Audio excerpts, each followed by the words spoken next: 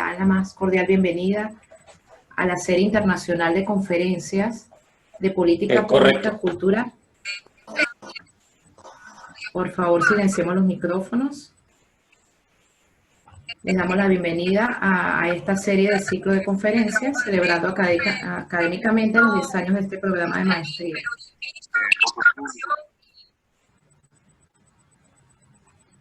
Cabe destacar que este ciclo de conferencias inició el pasado 13 de julio y su enfoque está relacionado con el impacto del COVID-19 asociado a la gestión y a las políticas culturales.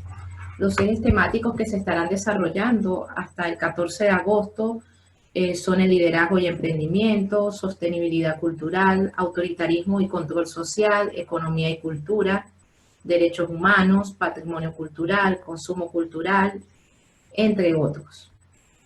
Y sabemos pues que el mundo ha cambiado y las ciudades también. Es por ello que los encargados de diseñar políticas y ejecutarlas tienen que ajustarse al dinamismo que obliga a replantearse esos nuevos modelos, incorporando, tal como nos mencionó el doctor Víctor Guedes el lunes pasado, la dimensión cultural para una completa sostenibilidad.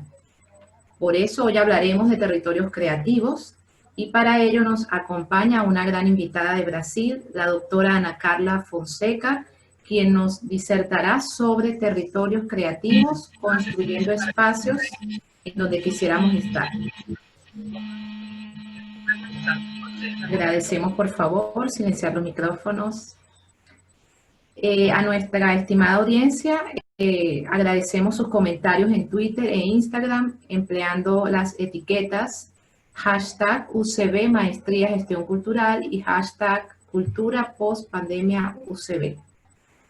Nuestra moderadora del día de hoy es la profesora Claudia Furiati Páez, periodista cultural con especialización en comunicaciones integradas en la Universidad Metropolitana de Caracas, actualmente en tesis de maestría de gestión y políticas culturales de la UCB, y ha ejercido varios cargos relacionados a la comunicación, al arte, a la literatura, y entre otros coordinó la edición dominical del diario Últimas Noticias, colaboradora de publicaciones de Cartón Piedra del Telégrafo de Ecuador y Papel Literario del Nacional de Venezuela. Asimismo, es investigadora invitada de la Unidad de Investigación Transversal de la Universidad de las Artes de Guayaquil. Bienvenidos a todos, bienvenida doctora Ana Carla, bienvenida profesora Claudia. Disfruten a todos esta fabulosa conferencia sobre los territorios creativos. Adelante, profesora Claudia. Sí, buenos días. Espero que me escuchen bien. Entiendo que tengo abierto ya el video. Bueno, quisiera agradecer infinitamente tanto a la organización de esta jornada como a Rocío por su gentil presentación y permitirme presentar a nuestra ilustre invitada, a quien tuve la fortuna de... perdón, es que no sé si tengo abierto el audio. Sí se oye, Claudia, adelante. Ah, pero tengo el video, perdón, es que no me estoy viendo. Entonces, bueno, continúo. Sí, gracias. Decía yo, ¿verdad?, que para justamente una sucinta presentación de esta ilustre presentadora que tenemos hoy, Ana Carla Fonseca, a quien tuve la oportunidad de conocer y entrevistar en Guayaquil hace un par de años, me permito leer para poder ser precisa en ella. Muy afortunada me siento hoy por esta oportunidad de celebrar desde Caracas, donde nos encontramos, ciudad próxima a cumplir su 453 aniversario de fundada, los 10 años de nuestra maestría de gestión y políticas culturales de la UCB. Sin duda, dos fechas que ameritan la presencia de este grupo de notables y estudiosos hacedores de cultura iberoamericana que nos acompañarán durante los próximos días, tanto ponentes como ustedes participantes, para buscar juntos dimensionar modelos de actuación inclusivos, sostenibles y por sobre todo efectivos para contrarrestar esa desmovilización ciudadana que observamos en esta secuela de pandemia. Justamente nuestra invitada de hoy, Ana Carla Fonseca, viene a hablarnos de cómo edificar ese lugar anhelado y creativo en tiempos de confinamiento, que bien podemos traspolar a Caracas, por ejemplo, esa ciudad siempre deseada como incurable síntoma para sus moradores y amadores, a confesión de Federico Vega. Para el arquitecto y escritor, la cultura del espacio es la llamada a brindar respuestas a ese deseo y nos invita a practicarla mediando soluciones urbanas y ciudadanas que contradigan el menosprecio mostrado por sus habitantes durante décadas, desafiar la inercia actual y ser más bien activos paseantes dedicados a la tarea de mantener vivo el deseo de Caracas de ser ciudad, el deseo de ser ciudad para Caracas. Esto lo tomamos de las citas de La ciudad y el deseo, su libro, un libro referencial muy importante. Hoy Ana Carla Fonseca, desde Brasil, nos guiará por un mapa de rutas de algunos de esos territorios creativos. Su hoja de vida es profusa en investigación y prácticas multidisciplinarias, entrelazando la economía creativa, la cultura, el emprendimiento y las ciudades. Cuenta con estudios superiores en Economía y Gestión de Empresas y Negocios, su tesis doctoral en Urbanismo, obtenida en la Universidad de Sao Paulo, y la cual fue pionera en el tema de ciudades creativas justamente, y obtuvo gran distinción en su momento. Ella es actualmente docente de la Fundación Getulio Vargas de su país, así como de la Universidad Nacional de Córdoba en Argentina y la Rey Juan Carlos en España. Además, ha liderado proyectos de multinacionales por 15 años en América Latina, Londres y Milán. Y muchos de ellos lo ha hecho de la dirección de su consultora que apoya emprendimientos culturales llamada Garimpo de Soluções, así como a través de asesorías y conferencias para las Naciones Unidas y el Banco Interamericano de Desarrollo. Podemos comentarles dentro de las publicaciones más destacadas de nuestra invitada, está Marketing Cultural y Financiamiento de Cultura, Economía de la Cultura y Desarrollo Sustentable, Premio Jabuti 2007, el cual fue, bueno, un premio muy distinguido en el Brasil.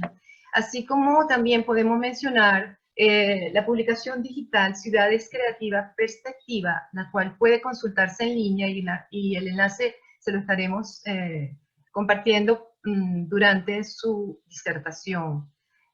Finalmente, vale destacar algunos de los proyectos que nuestra ilustre invitada ha desarrollado en áreas como ciudadanía activa e innovación urbana.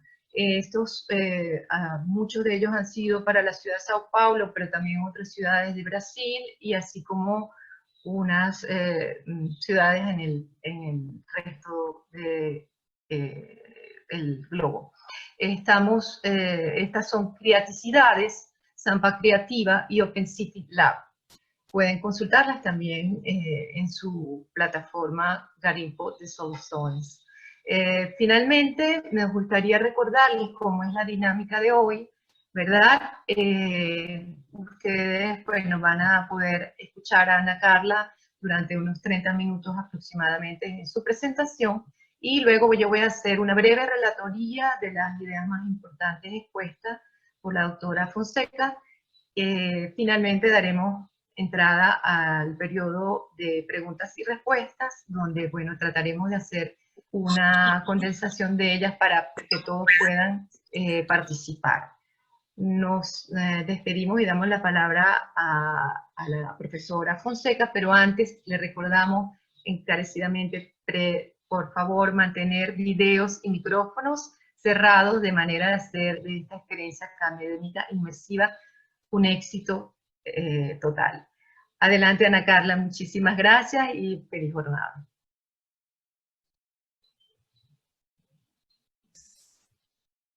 Hola Claudia, muchísimas gracias. A ver si ahora puedo empezar mi video. Sí, acá estoy. Qué bueno. Hola, qué gusto verte, qué gusto Hola. reverte. Igualmente para mí, de corazón, acá te tenemos y agradecidísimo. Muy lindo saber de ti. Muchas gracias por la invitación. Muchas gracias a todos que están acá. Reconozco algunos de los nombres. Ups, me sacaron el video, pero espero que me escuchen.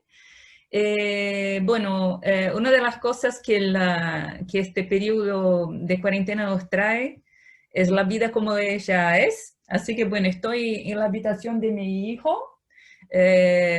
Discúlpame si por caso aparece aquí a decirles hola, porque bueno, son cosas que no controlamos más. Y al lado de mi mascota, que también quizás en algún momento se haga escuchar. Así que bueno, bienvenidos a mi casa, bienvenidos a mi corazón, porque ese es un tema que me encanta y muchísimas gracias por la invitación, por estar con ustedes y bueno, compartir un poco de las ideas que venimos trabajando en los últimos tantos años y que de verdad es lo que nos hace salir de la cama con mucha energía por la mañana para intentar de cambiar un poco el mundo a nuestro alrededor. Claudia fue bastante generosa con las palabras iniciales, así como el profesor Carlos Enrique también, bueno, tenemos una trayectoria de seguirnos en los medios digitales e intercambiar algunas ideas, así que creo que mucho de lo que voy a compartir aquí son cosas que ustedes ya están viendo de algún modo en los varios países que están sumando. Veo, bueno, Argentina, Puerto Rico, Chile, México, estamos todos acá en nuestra Latinoamérica, qué gusto. Yo pensé hacer aquí con ustedes, ya que tendremos una charla después para interactuar, traer una mirada bastante práctica porque en los últimos 15 años venimos trabajando a menudo el tema de ciudades y ciudades creativas que como regla tenemos en tres ejes. El eje de la innovación, una ciudad que se quiere creativa, es una ciudad que se reinventa en continuación. Y digo que se quiere creativa porque de verdad creo que todos los adjetivos que tenemos para ciudades hoy, ciudad innovadora, inteligente, humana, sostenible, emprendedora, creativa, lo que sea, son utopías, ¿no? Son utopías porque para que una ciudad sea creativa, otro adjetivo, todo ciudadano que ahí está tendría de poder ser más creativo. Y eso bueno, es una utopía, sobre todo en los países de grandes desigualdades como los nuestros, pero la belleza justo de las utopías es que estén para que podamos acercarnos de ellas, ¿no? De modo que, bueno, traigo este sueño, esta utopía, esta concepción de una ciudad que se puede reinventar en continuación a partir primero de la innovación. Innovación no es solo el número de PhDs por miles de habitantes que están, es una innovación que es muy adecuada al contexto. Yo soy una gran defensora de la idea que las pequeñas ciudades también pueden ser bastante creativas e innovadoras, porque los retos también tienen de ser proporcionales al contexto de la ciudad. Innovaciones sociales, innovaciones incrementales, todo lo que de verdad puede añadir al bienestar, a la calidad de vida de los que ahí están.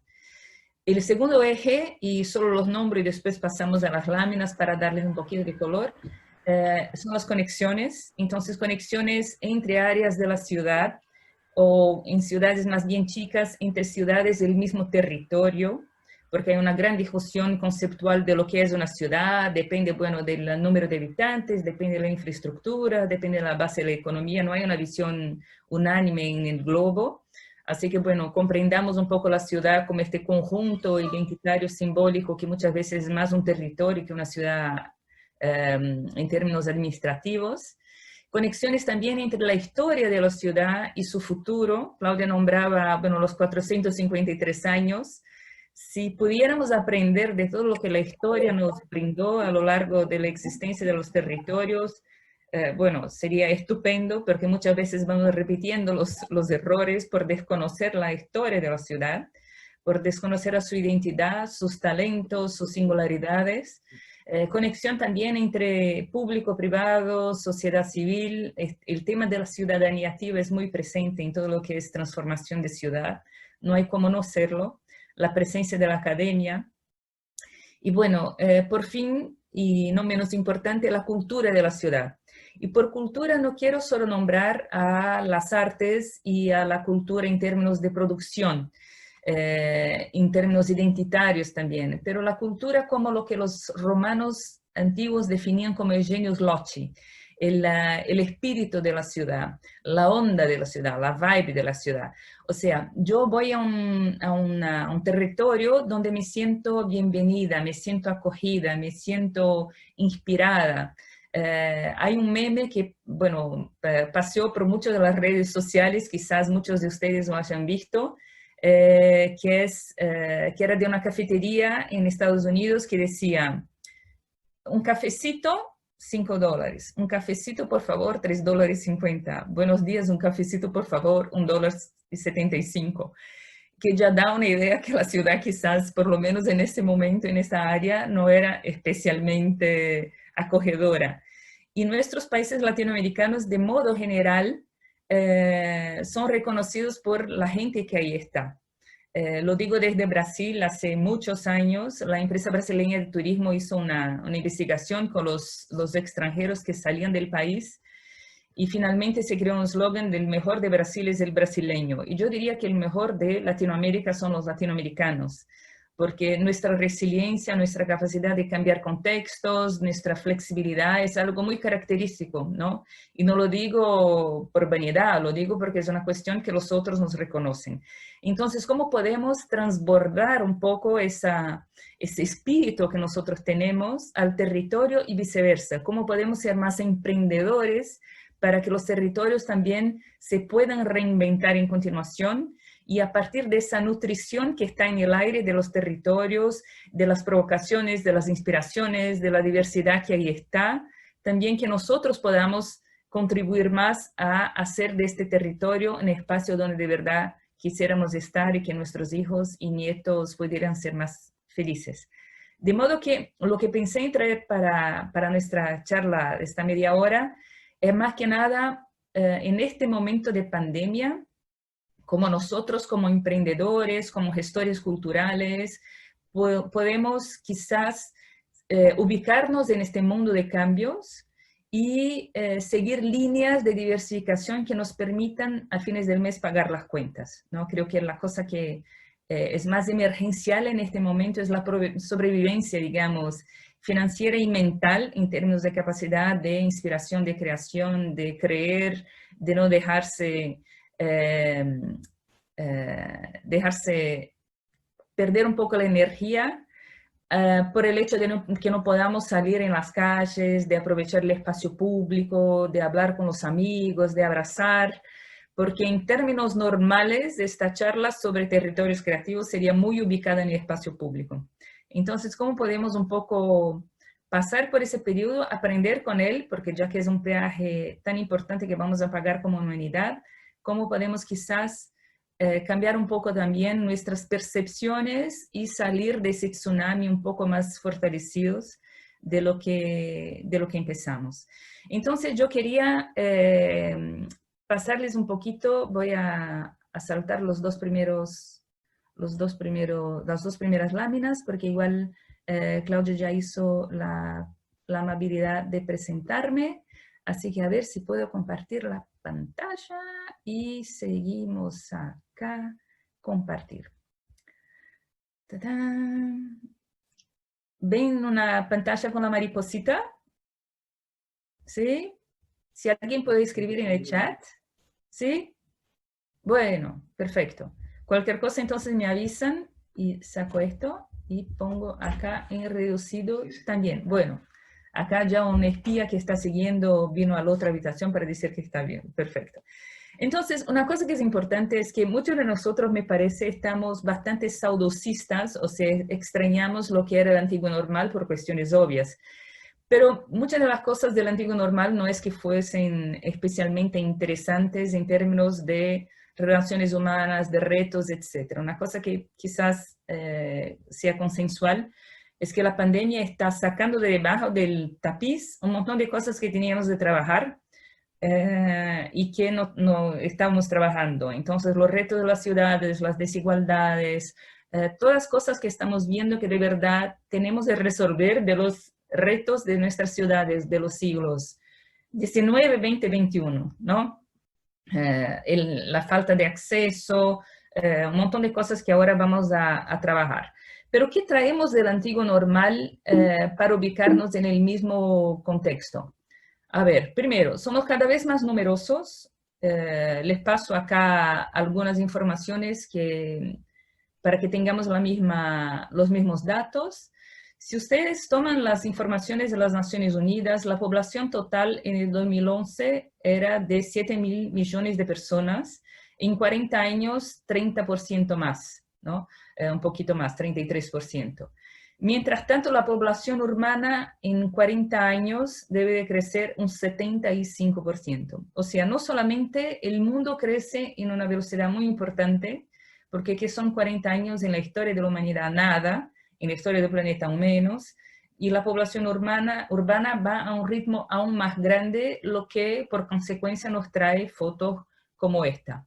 De hecho, si ustedes van a esta página web que me gusta mucho, Our World in Data, como ven en la parte de arriba a la derecha, es una página web muy interesante porque se toma la variable y el mapa del mundo se reconfigura a partir de esta variable. En el caso acá tenemos, como ven, la población urbana y vemos una concentración muy importante en algunos países, perdón, como China, India, Pakistán, bueno, África se pone un poquito más gordita también, y nuestros países de Latinoamérica también de cierto modo se reconfiguran, porque tienen una población por arriba de la media del mundo.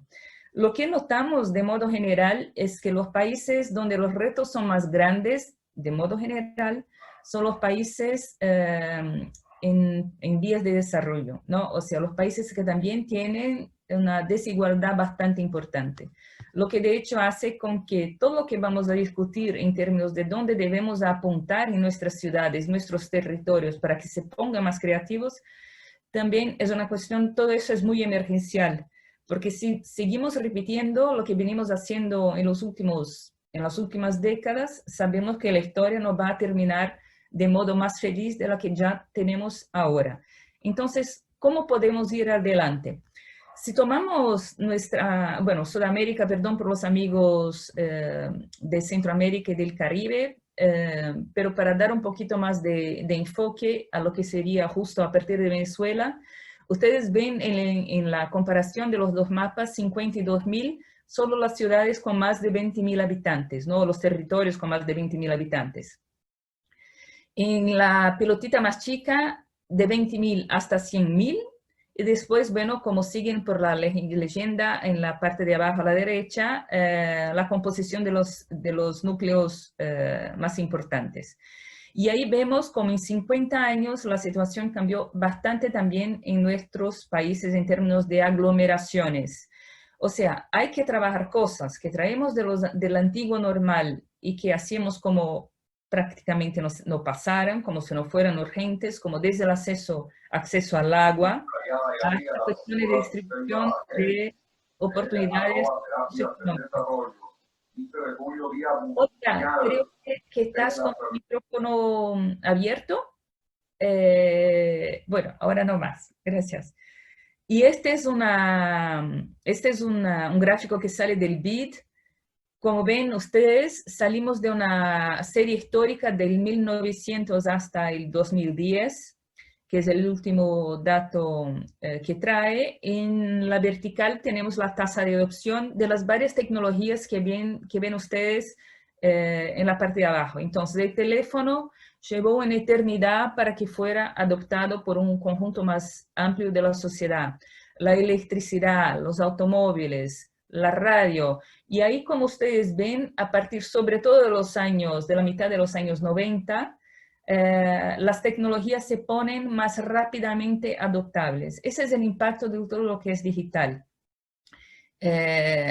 La tecnología digital o la revolución de las tecnologías digitales, de hecho, hizo con que no solamente las redes sociales, los smartphones, los tablets, fueran mucho más rápidamente adoptados que las tecnologías anteriores, sino que todo eso provocó una revolución desde nuestra economía. Cuando se habla de la economía creativa, es justamente como en una economía donde las informaciones circulan mucho más fácilmente por el globo, nosotros somos capaces de crear productos y servicios que tienen valor añadido.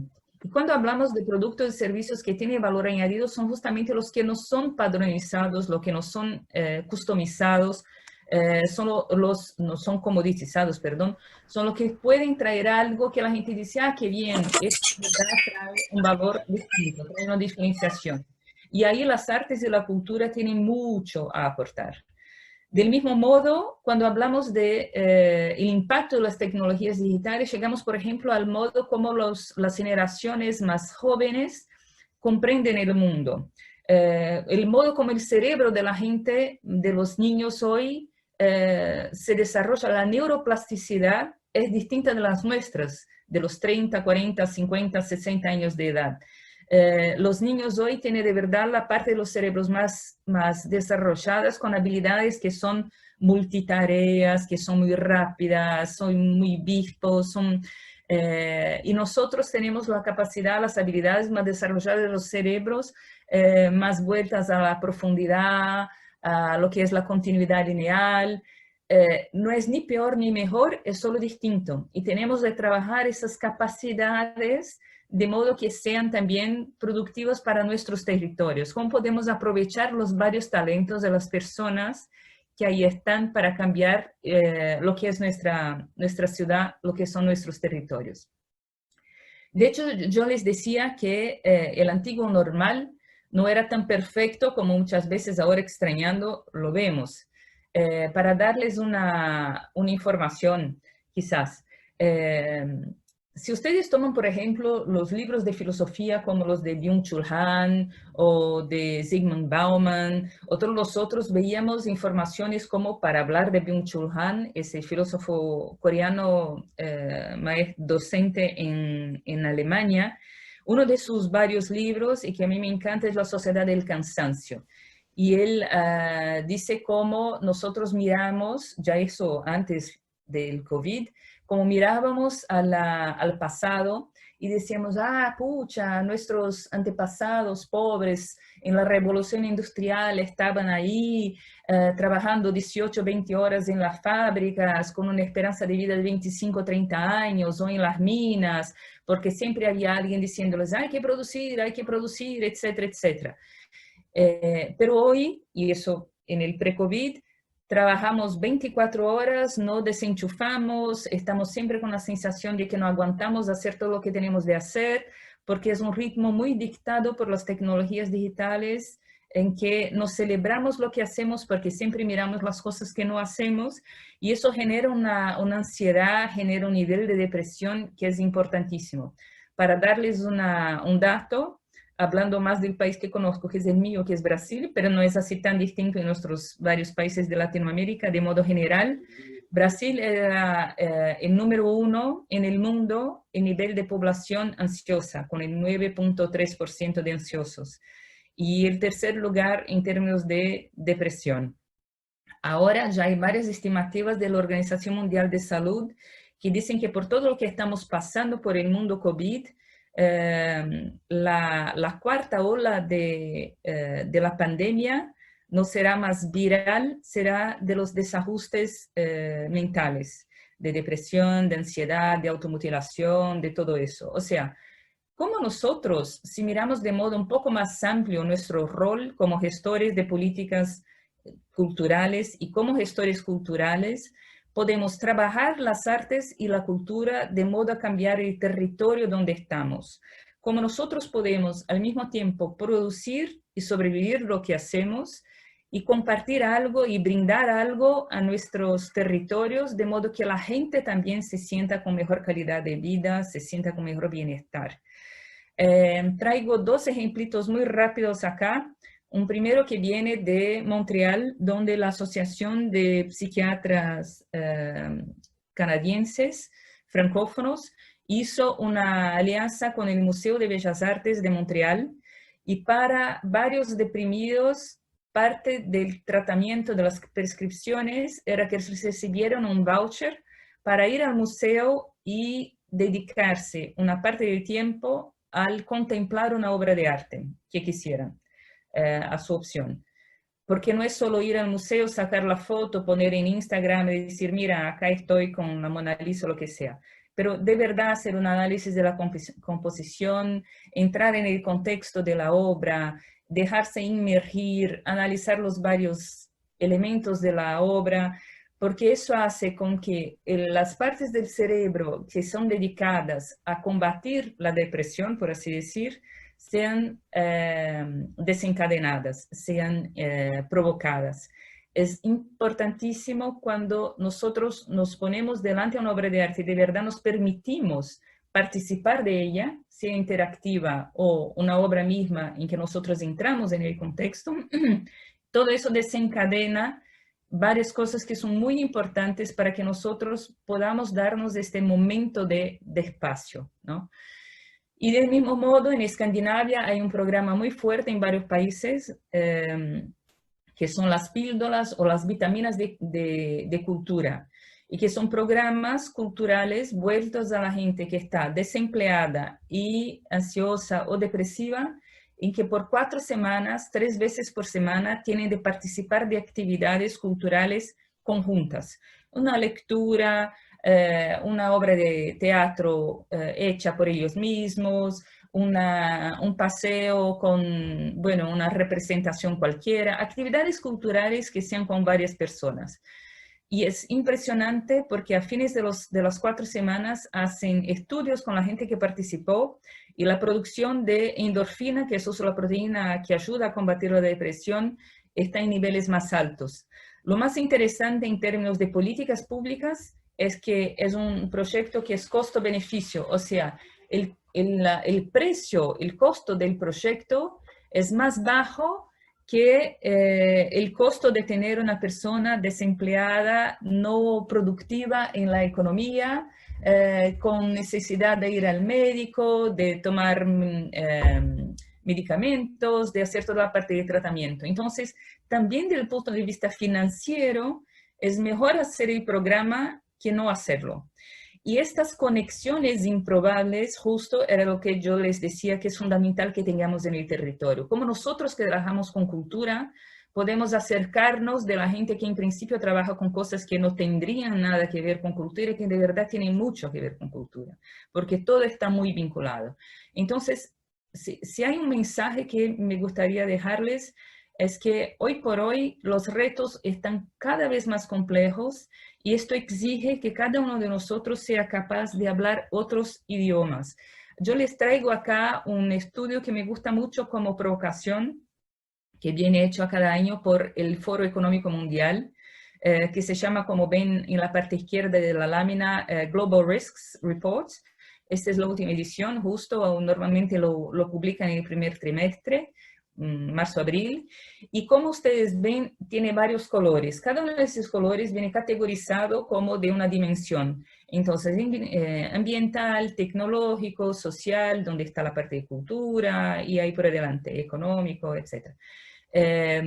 Si ustedes miran los varios colores, la cosa más importante es que no hay como trabajar, por ejemplo, los retos del cambio climático, que por lo grande de la letra, ya ven que es uno de los retos que son considerados los más importantes, o sea, más importantes en términos de poner nuestra sociedad de piernas arriba, ¿no?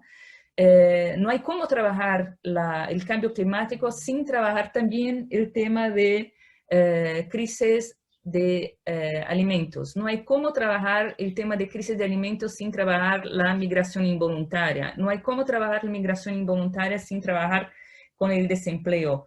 Y cada uno de esos colores, en principio, históricamente, viene trabajado por nuestras gestiones de políticas públicas de modo aislado de las otras. Entonces, nosotros que siempre hablamos, decimos que la cultura tiene una mirada transversal y, bueno, de hecho, para mí no hay duda que lo tenga. Tenemos de ser capaces de hacer estas redes de conexiones entre las distintas políticas públicas, ¿no?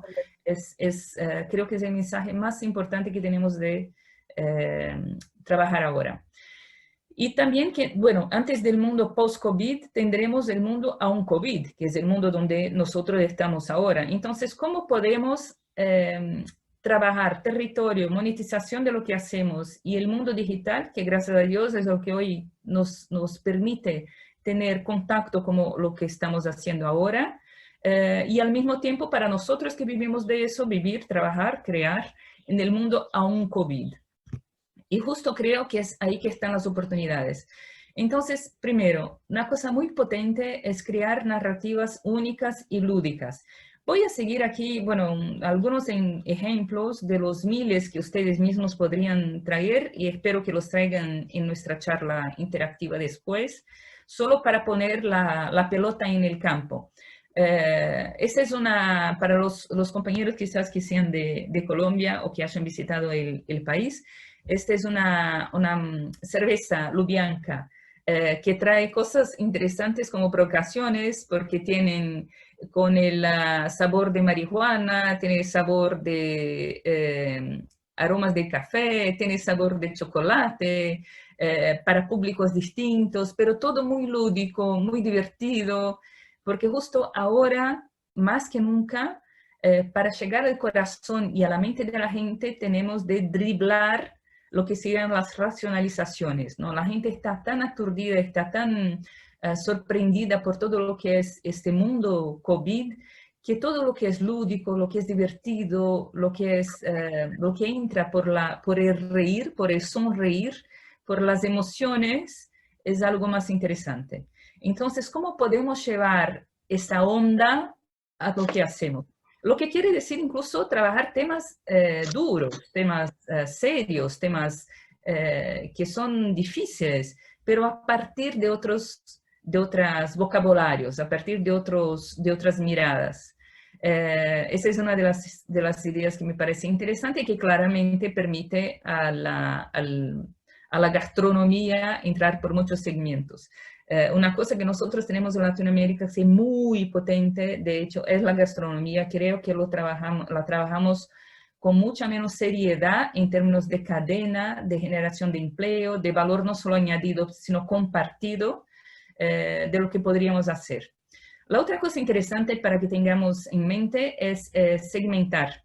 Entonces, ¿cómo podemos, por ejemplo, segmentar los varios públicos a partir de miradas distintas? A partir de públicos en términos no solo etario, que es una cosa quizás que ahora estemos aprendiendo, que la gente se recategoriza a partir de lo que quiere y no solo necesariamente a partir de su edad, a partir de la plata que tiene en el bolsillo, ¿no? Cada vez más el mundo nos está diciendo que tenemos personas que se recategorizan por gustos. Los estudios anteriores que hacían Ipsos y todos los otros estudios de investigación muy grandes, las empresas de investigación, están con el reto de hablar con las personas por otras formas de categorías que no por las estructuras socioeconómicas tradicionales, por resegmentar. Entonces, ¿cómo podemos llegar, por ejemplo, a la gente a quienes les gusta el rock de los años 70 y que no tiene nada que ver necesariamente con la edad de la persona? Eso es una cosa interesante, ¿no? Cómo podemos ir para las personas que quieren ser más capaces de hablar en el público. Cómo nosotros podemos enseñar a personas de distintas carreras a unir los puntos que son conexiones improbables. Como nosotros tenemos talentos especiales en lo que hacemos que quizás vayan más allá de ser capaces de componer una música. Como nosotros podemos enseñar a la gente a componer una historia, a pensar de modo lineal, a seguir una trayectoria, a cómo nosotros podemos, por ejemplo, hablar con un ejecutivo de una multinacional multinacional que tiene que crear una historia para hablar con un público específico y no es capaz de hacerlo porque es muy duro en su modo de pensar. Entonces es ir un paso más allá en la reinvención del negocio. Para hablar de un otro caso también, bueno, este viene de Brasil, que es Lab Fantasma. Es de una familia más allá, porque trabajan en familia. Hay un Emicida, que es un rapper muy conocido, trabaja bastante con su hermano. De hecho, la señora que viene acá es su mamá. Ellos salieron de lo que era hacer música para hacer moda, para hacer presentaciones en el espacio público, para hacer otros modos de acercarse de la gente, entrar, bueno, ven acá que hay mucha gente que lo sigue y no es solo la gente a quienes les gusta la música por ser de periferia. Entraron, por ejemplo, en la más importante semana de moda de Brasil, que es la São Paulo Fashion Week, que es la quinta más importante del mundo, llevando música a las pasarelas, rompiendo con todo lo que sería la moda tradicional. Lanzaron su sello de moda, entraron en las páginas de las revistas más leídas, incluso por otros ritmos, porque empezaron a hacer reggae, hip hop, pop, rock. O sea, nosotros siempre defendemos que la cultura es transversal. ¿Cómo podemos crear conexiones más allá de las categorías artísticas? Cómo la música habla más con el cine con el editorial con la moda con la gastronomía con los psiquiatras con la gente que está trabajando los retos ambientales. Creo que cabe a nosotros, que siempre defendemos que somos transversales, ser más capaces también de ser transversales en los negocios que hacemos. ¿Cómo nosotros podemos traer provocaciones de inclusión? ¿Cómo nosotros podemos mostrar a la moda la importancia de la diversidad, de la cultura, también en traer, por ejemplo, modelos que son plus size? Creo que tenemos una contribución muy importante y una oportunidad de generar negocios también, que es muy importante a partir de ahí. Si ustedes entran después para seguir un poco lo que es Lab Fantasma, van a ver el abanico 360 grados que ahora ellos están trabajando. Una otra cosa que es muy importante es cuidar los pequeños negocios, eso hablando más como políticas públicas y como la capacidad de generar una red, que es algo que nuestro amigo Alex Paredes Lazo está haciendo con su libro Diversificar, un lanzamiento muy interesante. Lo lanzó ahora justo en español. Después, si Alex puede dejar el enlace también para que los amigos lo sigan. Pero trabajando bastante con pequeños emprendimientos. Y quería traerles un videíto que fue hecho por Correos en España, que es Yo Me Quedo. Y digo eso porque ya estábamos en una situación bastante complicada en varios de nuestros países latinoamericanos en términos económicos antes de la pandemia, y es una cosa que se pone claro aún más fuerte en este momento. Y el orgullo y el yo me quedo acá, donde estoy, en mis raíces, en mi identidad, conociendo lo que hay, las singularidades que tenemos, también como oportunidad socioeconómica, creo que jamás fue tan importante como lo es ahora. Y es una cosa no solo nuestra. Entonces quería traer un poco este acento español. Si los chicos pueden ayudarme, yo tengo acá el video, pero no estoy segura que vaya a seguir bien en términos de presentación o si se va a cortar. Entonces, si se corta por la transmisión, les voy a pedir que lo pasen desde Venezuela, ¿ok? Entonces, intento tratar. Algunos pueden pensar que las personas que nos quedamos en un pueblo lo hacemos porque no tenemos otra opción. Se equivocan. Me quedo porque amo lo que hago. Me quedo porque no quiero que se pierda este oficio, este sabor, este olor. Me quedo porque pertenezco a este paisaje. Porque aquí un vecino es más que un vecino. Me quedo, aunque no siempre sea fácil quedarse. Me quedo porque quiero que esta escuela siga abierta. Porque con mi trabajo puedo hacer que otros vuelvan. Me quedo porque me he preparado para quedarme. Porque para mí la oportunidad está aquí. Me quedo porque tengo mucho que ofrecer. Me quedo porque quiero quedarme. Correos Market, el mercado online que impulsa a los productores y a las productoras locales que eligen quedarse. Bueno, esas plataformas digitales, esos marketplaces, ahora se están convirtiendo aún más importantes, ¿no? Volviendo aún más importantes. Y eso abre toda una serie de oportunidades también. Para darles un ejemplo muy personal, yo tengo una amiga de niñez que es periodista y siempre le encantó como, bueno, placer, como ocio, como amateur, le encantaba hacer costuras, ¿no? Coser. Su mamá hacía cosas impresionantes y ella era periodista. Con el desempleo, etcétera, dejó de ser periodista y dijo, bueno, pucha, ¿ahora qué voy a hacer? Porque el mercado de periodismo está muy complicado.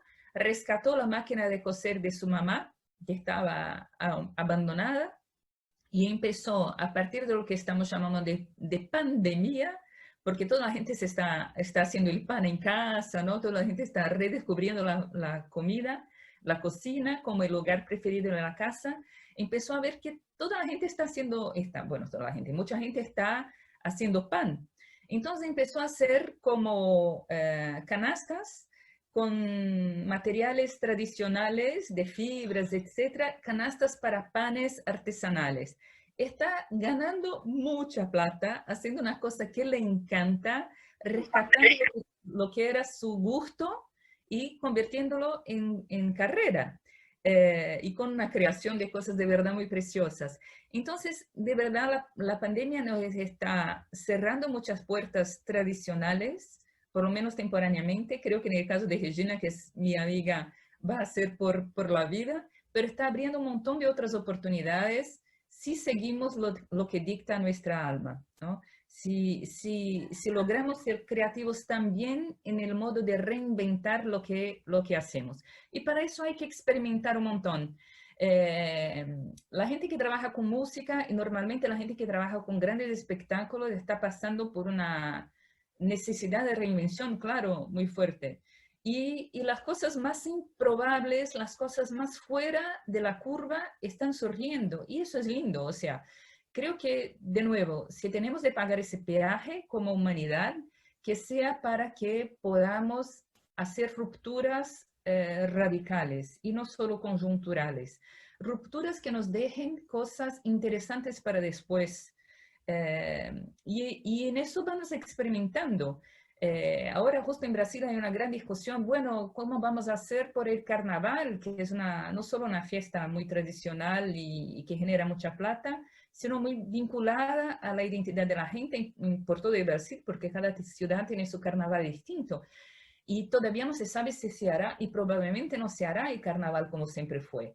Pero este ejemplo, solo para traerles uno, de Stephen Colbert, dijo, bueno, yo quiero seguir haciendo espectáculos musicales para mucha gente. Inventó entonces esas burbujas donde la gente puede saltar, puede estar, puede ir, puede seguir, puede estar en contacto con los otros sin estar en contacto con los otros. ¿Qué vamos a experimentar? Es el momento donde tenemos de permitirnos, y más que eso, donde nos tenemos de permitirnos experimentar, ¿no? Es tentativa y error, intento y error. Y hacer de nuevo conexiones improbables, cosas que nos parecen muy locas y muchas veces decíamos, pero bueno, me encantaría hacer cosas locas, cosas innovadoras, cosas de verdad originales, pero la gente quiere innovar sin innovar. El cliente, el consumidor, la gente que quiere no quiere llegar a una cosa tan loca. Bueno, permitámonos hacer cosas locas, porque ahora las cosas que no son tan locas me parece que no tendrán más mucho espacio, porque el mundo está muy poco usual, ¿no? Entonces, ¿cómo hacemos cosas incomunes?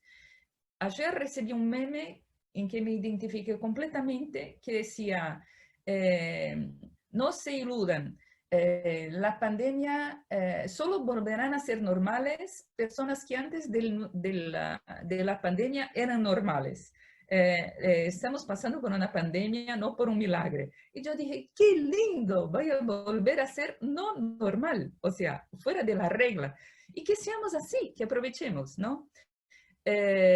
Bueno, y también hay varias herramientas digitales, que es lo que tenemos ahora, que están trabajando estas posibilidades de hacer negocios de otro modo.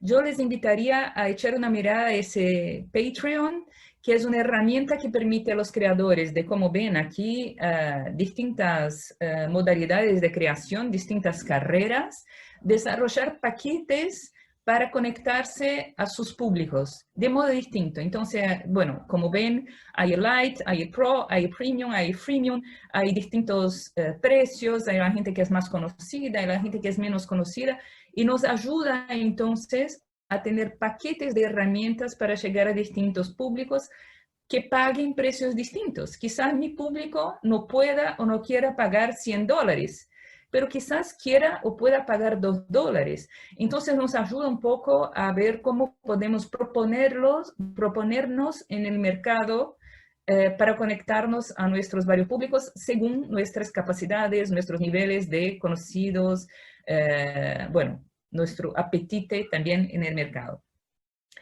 Y eso de crear narrativas propias. Y esto sirve también para el territorio. Estamos ahora, justo cerramos semana pasada, un plan que es el primer plan regional de economía creativa en Brasil, quizás haya pocos, si algunos en Latinoamérica, para un conjunto de 22 municipios en la región sur de Brasil, que se llama Vale do Ribeira. Y si toman la provincia de São Paulo, la provincia de São Paulo es la más importante en términos de producción económica, tiene como 1/3 del PIB de Brasil, y esta es la región con el más bajo índice de desarrollo humano de la provincia de São Paulo. Entonces es una región que es muy preterida, es muy desubicada en términos de atención normalmente de lo que tendría de recibir. Y por otro lado, paradojalmente, en términos ambientales, culturales, es de una potencia, una cosa impresionante. Y creamos entonces este plan de economía creativa que trabaja narrativas locales, las singularidades locales, lo que solo allá hay. Y cuando mostramos a los otros, en un mundo que está todo muy parecido, lo que solo allá hay, la gente se predispone a ir hasta allá, a pagar muchas veces más, a experienciar lo que ya está. Entonces, ¿cómo podemos crear estas narrativas territoriales mostrando desde abajo hacia arriba lo que solo allá se puede encontrar? Que es algo que se está haciendo bastante bien a partir de la música, de la gastronomía, en varias partes de Latinoamérica también a partir de la moda, pero que tenemos que mostrar más, porque la gente está harta de lo que es más de lo mismo. Y para cerrar, yo quería traerles un otro videíto de una región que quizás ustedes hayan seguido en enero del año pasado. Hubo un quiebre de una eclusa, de un dique muy importante en una provincia de Brasil que se llama Minas Gerais. Esa región es de la ciudad de Brumadinho, que es una ciudad muy chica. Y bueno, centenas de personas murieron, fue un desastre ambiental, una cosa muy fea y muy impresionante. Justo en esta región hay un centro cultural muy importante, que es el más grande centro cultural de arte contemporánea abierta en el mundo, con instalaciones art specific, como ustedes verán en la lámina, en el videito que les quería pasar. Y también es no solo un centro cultural de arte contemporánea, sino también de paisajismo. Entonces trabajan las plantas, es un jardín botánico en medio enorme, necesitamos de días para visitarlo, con varias galerías distribuidas de arte contemporáneo, de grandes obras de todas partes del mundo. Y justo es en esa región donde se sufrió tanto en enero del año pasado y como, claro, se sigue sufriendo. Y este centro cultural suele tener como empleados, como colaboradores, la gente de la ciudad. La gente de la ciudad que sufrió tanto, en la que todos perdieron a alguien de la familia, amigos, etcétera, porque es una ciudad chiquita, formaron una orquesta. Y es esta orquesta que está en ese videito que quería pasarles, dando esta muestra de resiliencia, de recomenzar, de nuestra fase de un nuevo ciclo, que creo que es un lindo mensaje para nosotros que estamos buscando un nuevo normal. A ver si va. ¿Está pasando? Si alguien puede abrir el micrófono y decirme si el videito arrancó. Sí, arrancó. Sí. Un minutinho. É o maior museu a céu aberto do mundo. E aqui, cada espaço tem uma história, tem um sentido, tem um afeto, tem um sentimento. E através da Orquestra de Câmara Inhotim, nós queremos transmitir a todos vocês um pouco dessa experiência, demonstrando que mesmo à distância, esse lugar continua sempre surpreendente.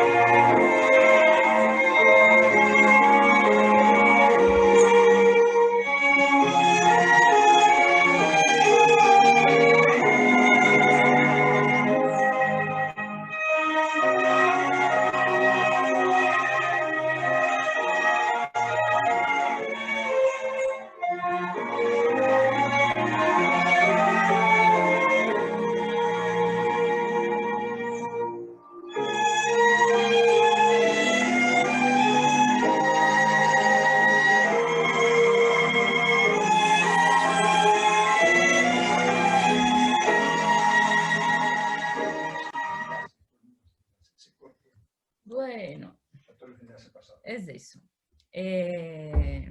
Espero que les haya gustado, quizás un poquito inspirado y sobre todo provocado.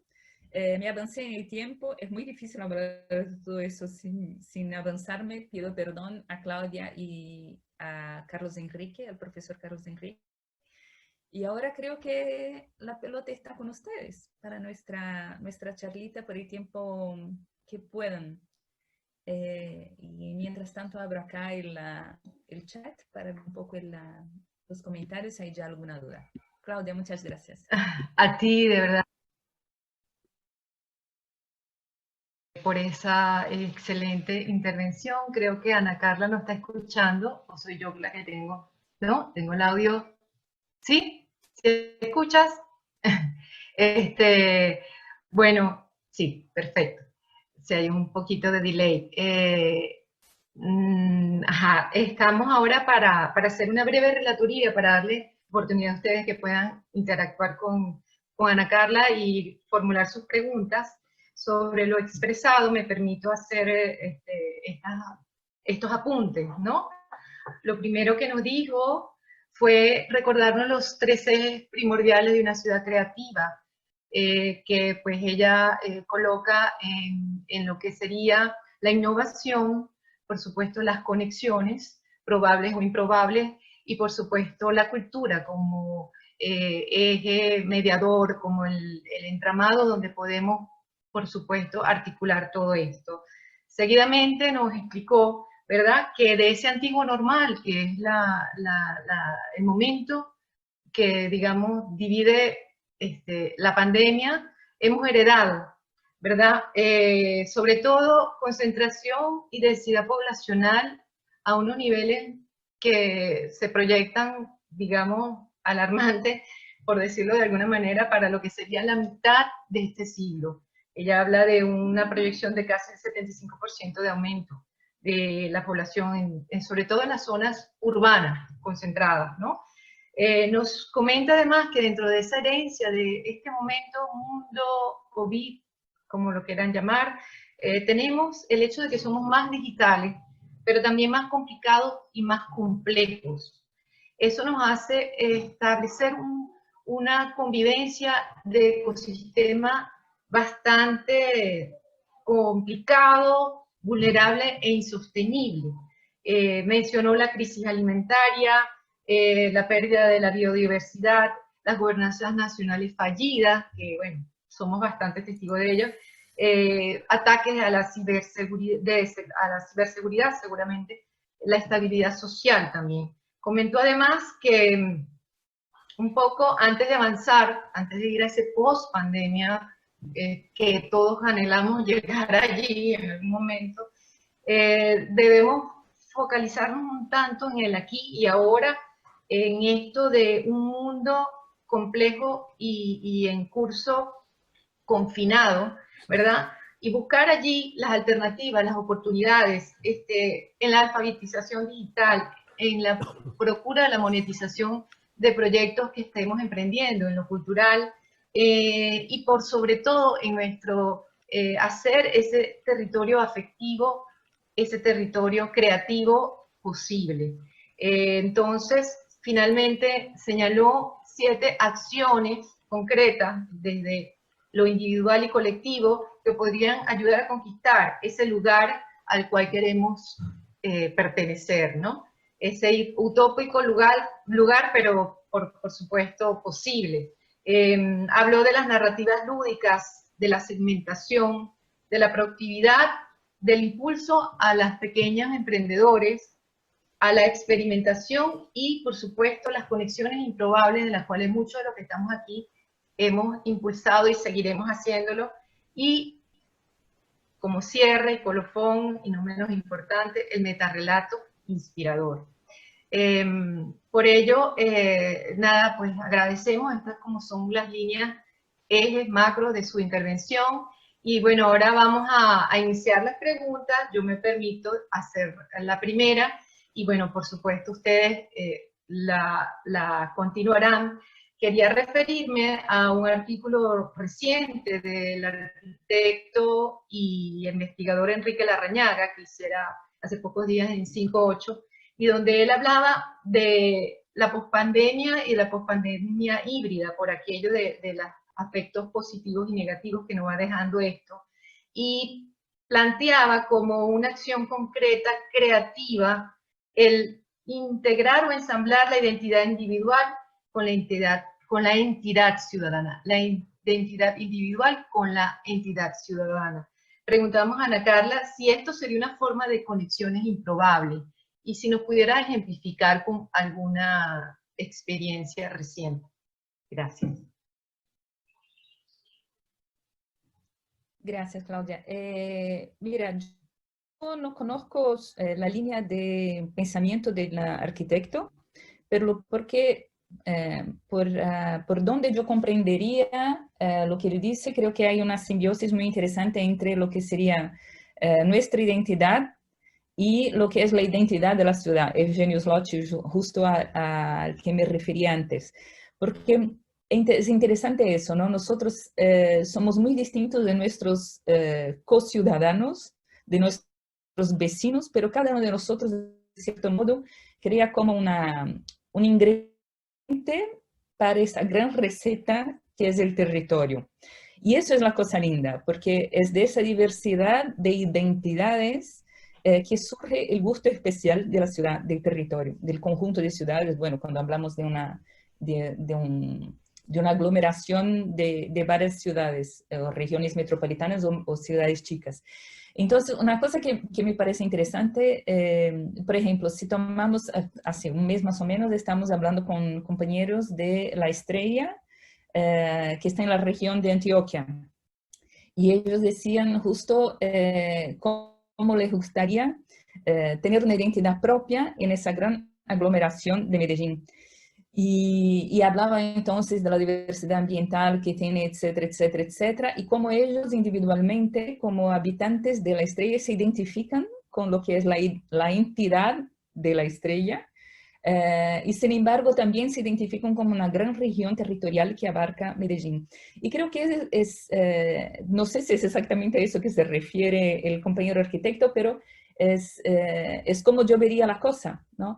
Es eso de cómo podemos manteniendo nuestro propio sabor y nuestra propia contribución como personas, como pequeña ciudad en un territorio más grande, cómo podemos mantener lo que es nuestro, pero sumar a una cosa más grande, esa gran receta, y sin embargo beneficiarnos de ello, ¿no? Como cuando, no sé si soy muy glosa, pero como cuando pruebas una comida y dices, bueno, acá hay esto, acá hay yo no sé qué, pero el conjunto es más gratificante, es más sabroso que los elementos individuales, y sin embargo puedes identificar lo que son los elementos individuales. Bueno, es eso. Muchísimas gracias. Bueno, voy haciendo lectura de algunas reflexiones y preguntas. El Observatorio Venezolano de la Cultura dice: la presentación de la doctora Fonseca son no convencionales que demandan políticas públicas innovadoras. ¿Cómo entender a los decisores de políticas, cómo hacer entender a los decisores de políticas que hay que trabajar en este sentido? Una pregunta. Ana. Sí, es la pregunta de 5 millones, ¿no? Creo que hay dos rutas y que son complementarias. Por lo menos no sé si es la mejor, pero es la idea que nosotros seguimos acá. La primera de ellas es intentando de hablar distintos idiomas y demostrando para ellos el beneficio para ellos, gestores públicos, de acercarse a lo que nosotros proponemos. Por ejemplo, lo que yo les nombraba de las píldoras o las vitaminas de cultura de Escandinavia. Puede que el secretario de Cultura o el alcalde o quien sea, hasta mismo le encante la cultura, pero dice, bueno, pero yo tengo de invertir plata y atención a las actividades que generan empleo, etcétera, etcétera, toda la historia de siempre, aunque me encante la cultura. Si nosotros le ayudamos a ver en verdad que la cultura y las artes, además de todo lo que generan en términos culturales, identitarios, simbólicos, etcétera, también generan plata, empleo, cohesión social, respecto, calidad de vida, todo eso. Si nosotros extraemos argumentos para que ellos también puedan tener, en el caso de una persona más abierta a eso, perfecto. La persona que no está tan abierta a eso, quizás se abra a partir de eso. Y hay otras personas que jamás se abrirán. ¿Saben la curva de Gauss, la curva de distribución normal? Hay gente que si damos algunos argumentos ya estarán. Hay otros que tienen de ser más convencidos, de la gente que está en el medio. Y hay gente que jamás se convencerá. Hay gestores públicos de políticas públicas jamás, porque no quieren ser convencidos. No son humanos. Y hay otros, o sea, el ser humano es un ser muy raro. Hay otros que quizás sean más racionales y hay otros que ya están muy encantados con eso, solo necesitan de una chispa. Esa es una ruta de hablar el idioma que para ellos es importante para que puedan justificar o para que puedan expandir sus horizontes de visión. Y otra cosa es a partir de ejemplos. Entonces, organizar charlas, organizar seminarios, ponerlos como mediadores, porque sí están obligados a quedarse allá y escuchar, por lo menos, o sea, no solo hacer la apertura del encuentro y escaparse, sino quedarse allá para escuchar ciudades que hayan hecho, territorios que se hayan cambiado a partir de eso, hacer actividades como las que ustedes están haciendo con ese conjunto tan interesante de programación por los 10 años de la maestría, pero involucrándolos como haciendo un poco un caballo de Troya, ¿no? Para que ellos se enteren de lo que está pasando a partir de ejemplos prácticos, y no ejemplos solo de Escandinavia, de Londres, pero ejemplos nuestros de Latinoamérica, de las mismas circunstancias, de las mismas dificultades, del mismo contexto. Entonces, a partir de datos y argumentos y a partir de ejemplos, creo que son las dos cosas que suelen funcionar, pero de nuevo con distintos niveles de dificultad a partir de quién es que está ahí sentado en la silla, ¿no? Muy bien, muchas gracias. Leemos acá la consulta de Alice de Matos. Me gustaría saber cómo la red de ciudad creativa UNESCO puede trabajar de manera colectiva para que el sello ayude a las ciudades integrantes a pasar por la pandemia. ¿Hay alguna actividad en andamiento, o sea, andando, quiero decir, con la idea de cultura transversal dentro de la red? Mira, Alice, yo no participo de UNESCO, yo soy consultora para algunos proyectos, participamos bastante de los Creative Economy Reports anteriores, de otros trabajos también, pero no soy de UNESCO, así que no te sabría decir en términos institucionales porque no traigo esa voz. Lo que yo sé, porque participamos también como consultores, asesores, invitados, de varias postulaciones de ciudades a la red de ciudades creativas, no por UNESCO, sino por las ciudades. Yo creo que hay un nivel muy desigual de ciudades en las distintas categorías, en las 7 categorías que tienen ellos. Yo creo que hay niveles muy distintos de involucramiento de las ciudades en la red. Hay ciudades que participan bastante, que están más preparadas, que tienen empujes, y hay otras que casi ni aparecen, ¿no? De hecho, una discusión que yo seguí por mucho tiempo, no sé ahora cómo está, es si se puede delistar algunas de las ciudades ya que no participan. Bueno, ¿a qué sirve participar de una red si la gente no está? Pero creo que depende mucho de las ciudades y depende mucho de la voluntad de ellas. Yo veo, de nuevo, de las distintas categorías, ciudades que entre ellas, de modo más proactivo, intercambian bastante, independiente de la red, ¿no? Y hay otras que no hacen nada. Por ejemplo, si hablamos de diseño, Montreal es muy activa. Si hablamos de música, Bolonia siempre fue muy activa. Entonces creo que depende también de las ciudades que participan, de percibir cuáles son las más interesadas. Y aunque no sea institucionalmente por la red de UNESCO, de nuevo no puedo hablar por ella, que ustedes o las ciudades que participan pueden intercambiar más. Hay una otra cosa que es interesante. Nosotros, de nuevo, tenemos una pasión muy especial por las pequeñas ciudades, ¿no?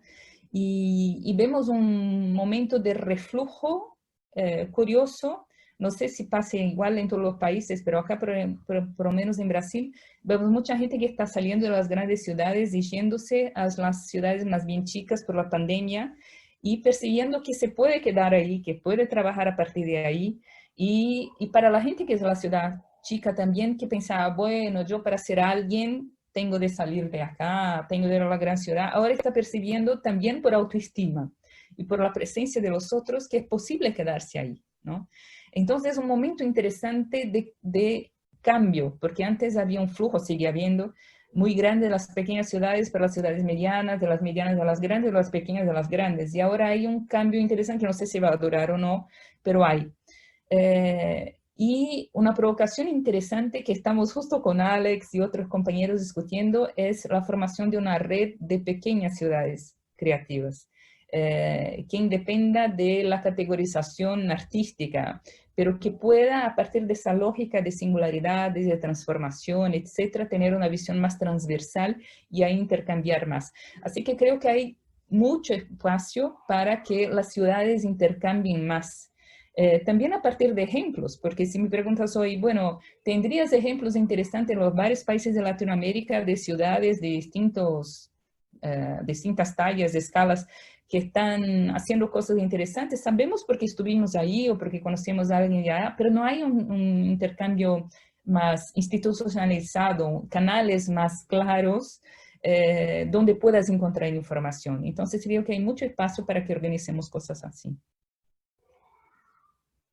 Muy bien, sobre esta línea, Alex Paredes comenta que pequeñas ciudades creativas como Frutillar están viviendo la migración de talentos creativos dispuestas a construir territorios creativos, lo que aumenta el turismo, disminuye la pobreza local. También nos dice Simón que qué experiencia de ciudad pudiera servir como motivadora digamos, para aquellos donde los ciudadanos no están, por supuesto, están, digamos, sujetos a una anomia o, bueno, en estos tiempos creo que mucho, que para aproximarlos, o sea, si hay un ejemplo hemos visto hoy, pero en definitiva, que pudiera ayudar a la motivación desde el actor cultural al ciudadano. Mira, creo que hay varias ciudades, Alex justo nombró, y espero que haya dejado también el enlace para su libro Diversificar. Si no, Alex, si puedes o Elaine puede poner acá. Creo que lo puso.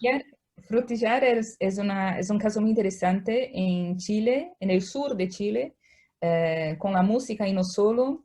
Y yo les invitaría a pensar menos en lo que es el producto, o sea, si es la música, si es lo que sea. A veces ni es cultura per se, es otra cosa, pero el proceso de cambio de la ciudad, de acercamiento de la población es la cosa más potente. Para decirles hay una ciudad en Brasil, en el sur de una provincia que se llama Minas Gerais, una ciudad chiquita de 30.000 habitantes, que se llama Santa Rita do Sapucaí, que es el nombre del río.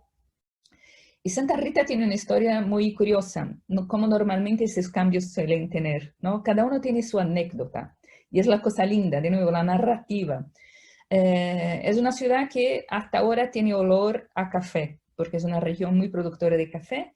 En los años 50, una señora de ahí, imagínense, una señora en los años 50, casada con un embajador brasileño que se fue a vivir en Japón, se encantó con todo lo que era la parte tecnológica. Una señora que producía café y volvió y dijo, creo que tenemos de hacer una apuesta en la gente que está acá para diversificar un poco las capacidades también de producción económica. Y crearon ahí en esa ciudad minúscula, hoy, imagínense en los años 50, con olor a café, la primera escuela técnica federal de tecnología de Brasil. A partir de ahí empezaron a seguir dos rutas paralelas, que son las de la cultura de raíz, las músicas, las historias, las narrativas, las leyendas, la gastronomía, o sea, toda la parte más de cultura tradicional, con una parte muy potente de tecnología. Hoy, bueno, son un polo de tecnología, hay grandes empresas que están allá, y con eso mucha gente de fuera se fue a vivir a Santa Rita y no quiere salir de allí porque la calidad de vida es estupenda, porque logran tener empleo y acceso a cultura. Y si por décadas esas dos rutas de cultura tradicional y de tecnología seguían en paralelo, como si fueran alejadas, ahora, bueno, desde hace unos años hubo como una convergencia, porque percibieron que para que la gente sea productiva en términos de creación, tiene de vivir en un espacio inspirador, tiene de tener acceso a inspiración. Y siempre se referían a Berlín, a Barcelona, a Nueva York, qué sé yo, a ciudades que son efervescentes de inspiraciones, donde yo tengo la sensación que a cada 5 minutos voy a encontrar una cosa distinta que me va a enriquecer el alma, ¿no?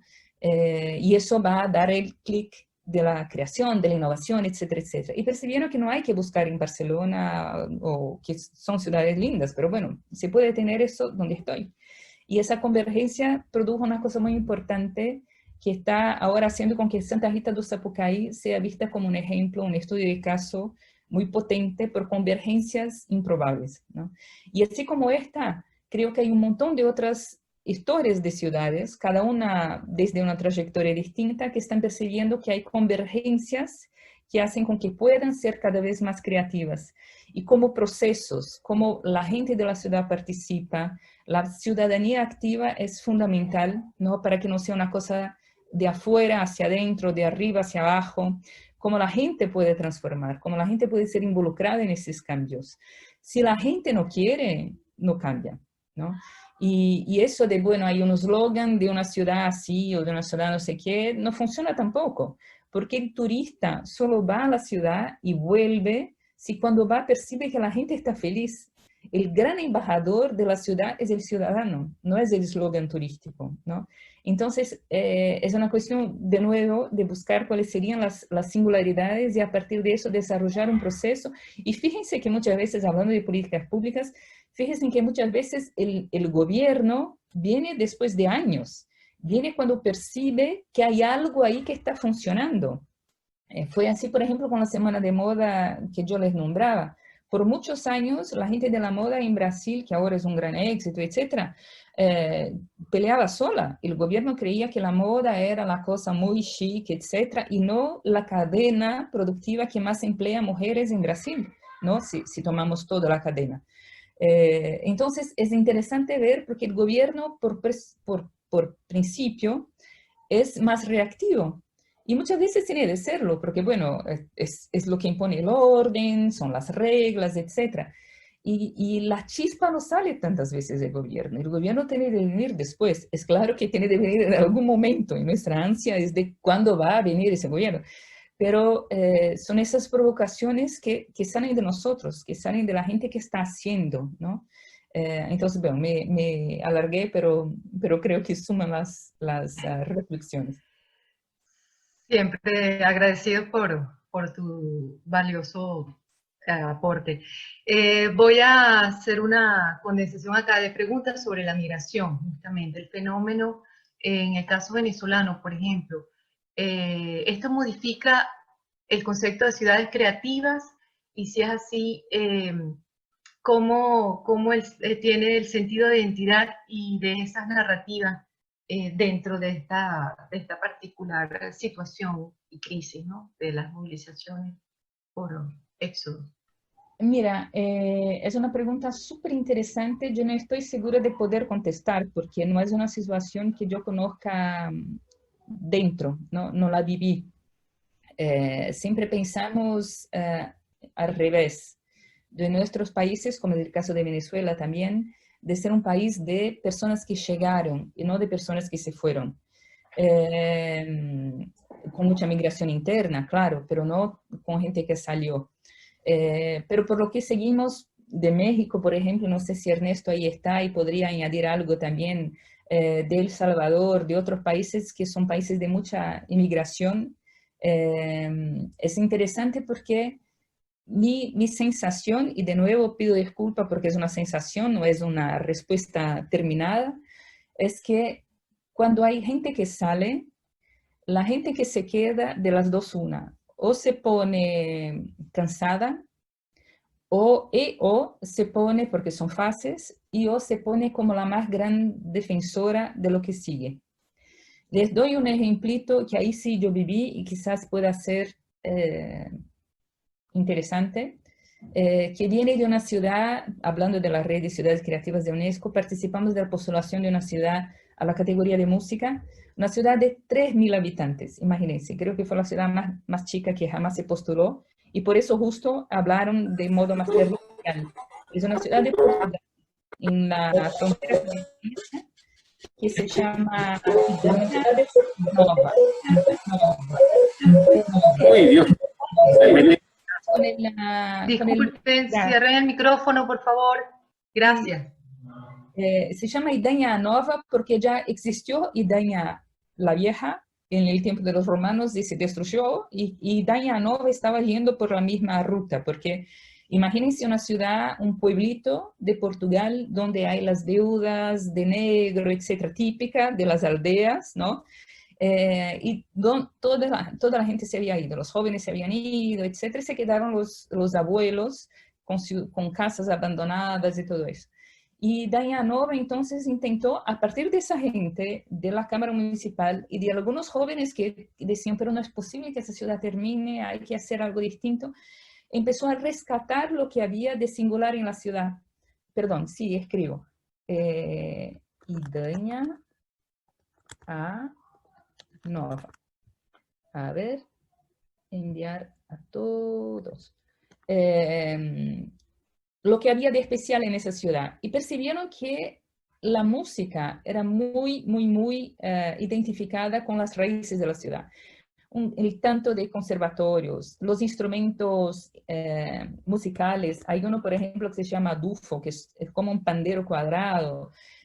Bueno, todo que es música muy hay que ver con la región, y también por casualidad un festival internacional que pasaba ahí en los alrededores. Entonces decidieron postularse como ciudad a la red de ciudades creativas de UNESCO en música, pero como una disculpa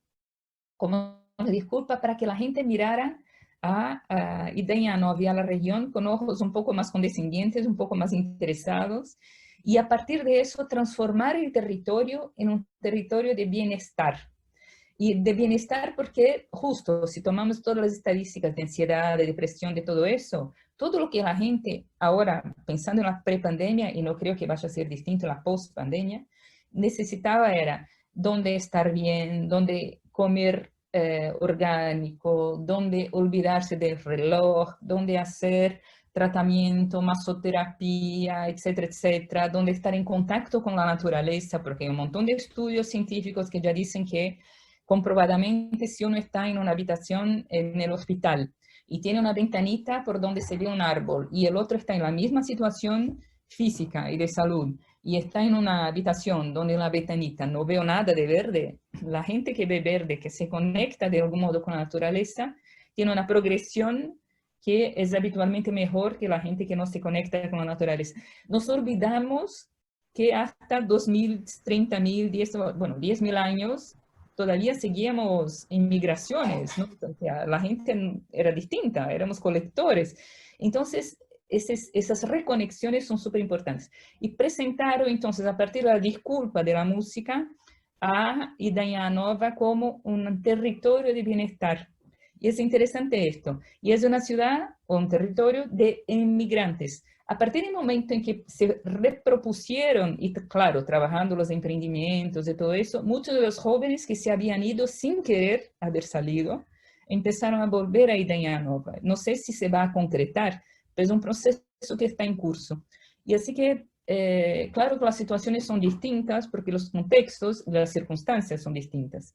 En el caso de ellos era simplemente una cuestión económica, con el deseo de quedarse, pero no había empleo. Yo sé que en Venezuela la situación es más compleja, como suele ser en nuestros países latinoamericanos, pero son fases, son procesos. Y yo creo que para que este proceso se pueda concretar en algún momento de reflujo, habría justo que mantener, que rescatar esas singularidades y reproponerlas como potenciales de emprendimientos, como potenciales de generación de empleo e ingresos, ¿no? Y es algo que, bueno, ya por la maestría, por el hecho que tenga 10 años y que siga con gente que recibe, que está trabajando en eso, creo que es una vena muy importante que están trabajando ustedes. Muy bien, es justamente Elaine aportaba además a la reflexión sobre la migración, en qué medida desde la política pública cultural o las políticas públicas culturales se puede fomentar experiencias transversales y sin fronteras, es decir, el que está fuera de alguna manera también ganarlo para esa, como acabas de decir, reconexión. Sabemos que el que está fuera es difícil mantenerla más allá de la familia porque está subsistiendo para poder además apoyar a lo interno, pero en qué medida pudiera, bueno, lo hemos visto con ejemplos de artistas venezolanos, pero desde tu experiencia, motivarse a una, como política pública, esto de una manera transversal y sin fronteras, dice Elaine. Mira, yo creo que hay, pensando juntos, ¿no? Porque no era una reflexión que yo había tenido, pero yo creo que hay distintas formas, según el contexto de nuevo. Por ejemplo, si tomamos el caso de India, que tiene una diáspora enorme en el mundo, ¿no? Uno de los grandes ejes del éxito de Bollywood, del audiovisual de India, es por la diáspora que tienen ellos. Ellos suelen decir que tienen 3 tipos de, que es, bueno, un caso de estudio, ¿no? El Bollywood. Ellos tienen 3 tipos de audiovisual. Tienen los filmes reales, que serían las películas un poco como nuestras películas de arte, más densas, etc. Las películas irreales, que son las de entretenimiento, etc., que son las más conocidas por Bollywood, que es donde se ubica Bollywood. Y las películas surreales, que son las que tienen nada que ver con el contexto, que si se cambian las caras de los actores y actrices, la historia podría ser la misma.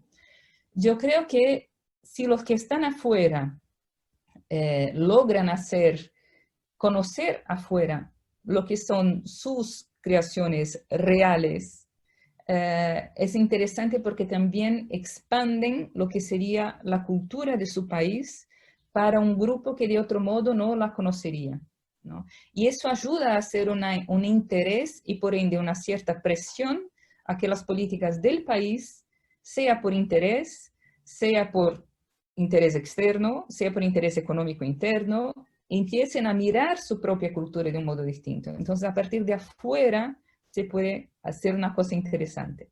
Una otra línea de pensamiento es cuando yo pienso, por ejemplo, en lo que es el reggae, muy claramente asociado a Jamaica. Si ustedes miran la historia del reggae, la gente que ganó plata con el reggae no está en Jamaica. Toda la gente que ganó plata con el reggae fueron las personas, sobre todo, que estaban en Miami, que estaban en Estados Unidos, en que empezaron a hacer la producción, la distribución, etcétera, del reggae afuera. Y todo el país empezó a ser conocido por una producción que de verdad generó plata afuera.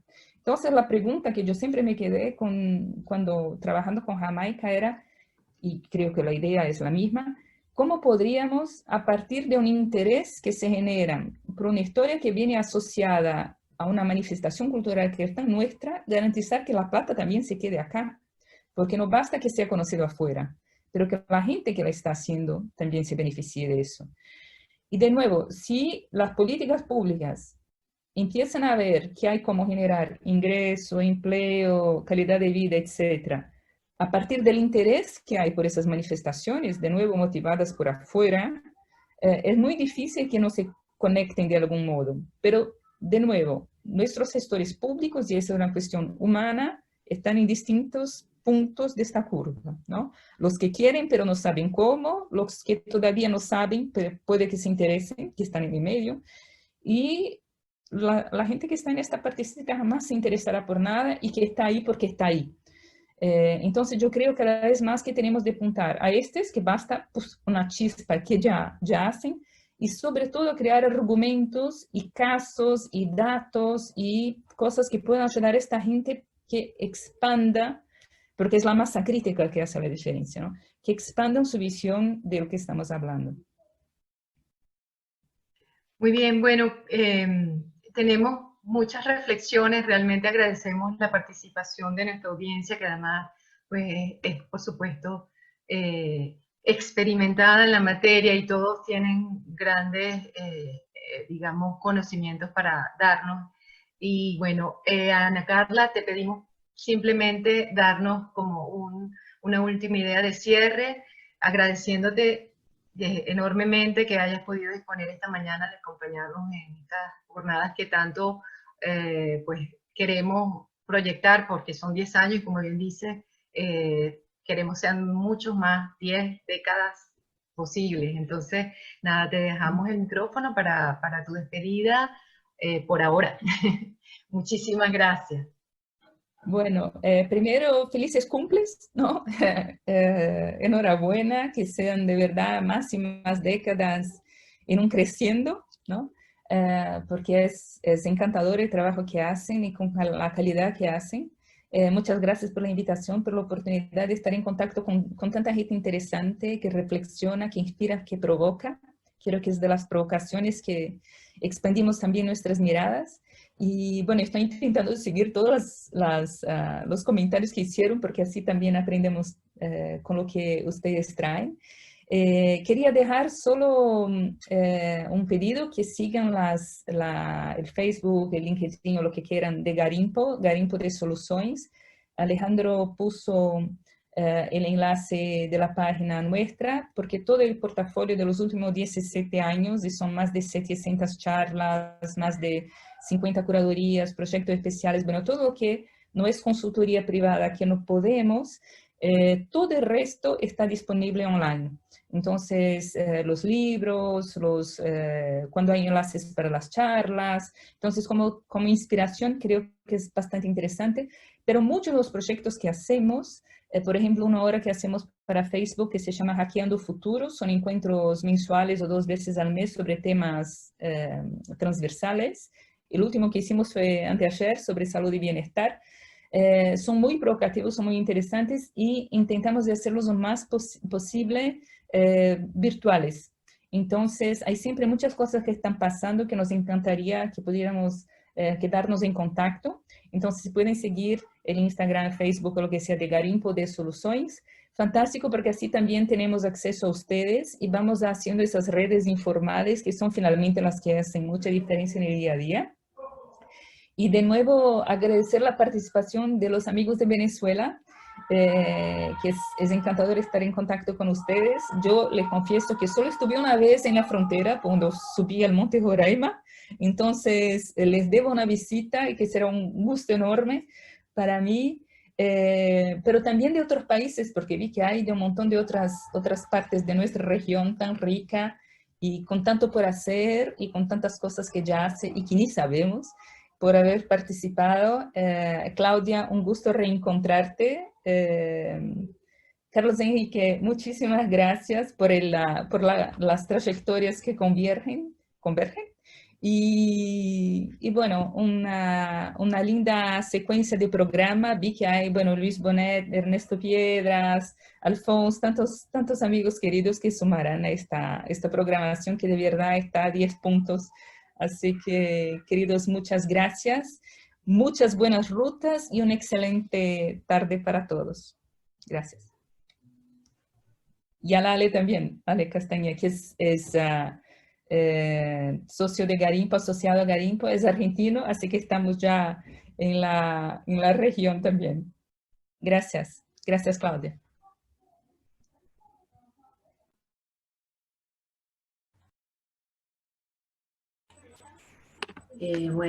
Muchas gracias por esta sesión, Ana Carla. De verdad que en nombre de los profesores, en nombre de los estudiantes de nuestra maestría, queremos agradecer este hermoso regalo por estos 10 años y eso pues sumado a este conocimiento tan vital que hemos recibido la mañana de hoy, pues nos deja otra tarea y nos deja un reto tal como se mencionó hoy, un reto más complejo, pero que con seguridad vamos a poder eh, tener, ¿no? Entonces agradecemos en nombre de la maestría esta hermosa conferencia del día de hoy y muy refrescante, ¿no?